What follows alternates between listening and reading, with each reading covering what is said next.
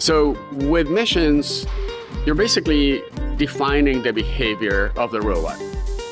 What we're able to do is everything from defining a mission, executing a mission, tracking the performance of the mission, and comparing across many missions of the same type or of different types, the same robot, different robots. For very simple missions, with a few clicks, you can define a series of steps.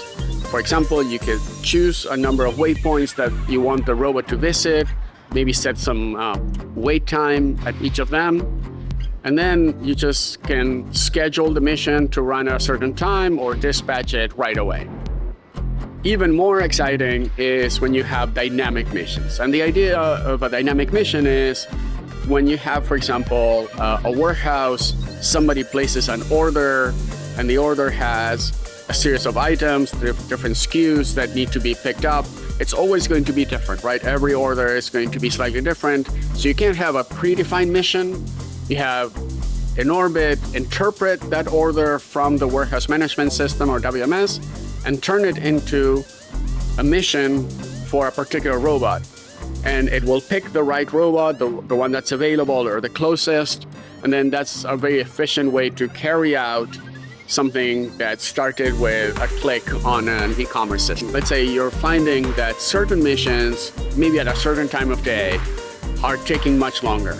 Now you want to really dig into that and understand why that's happening. So with InOrbit, you go from the mission to the time capsule. And time capsule really captures what happened during a period of time. In this case, that's tied to that particular mission. So essentially, you can replay the mission as it happened, all the data that was captured at the time. You can do things like showing a heat map that shows where the robot is spending time. You're watching a mission that occurred maybe a few days ago or a month ago, and now you can see that the robot is always getting stuck at a particular part because you see like a bright hotspot in one area. So now you can go back to that part of the warehouse and maybe you need to rearrange some items to make the mission run smoother.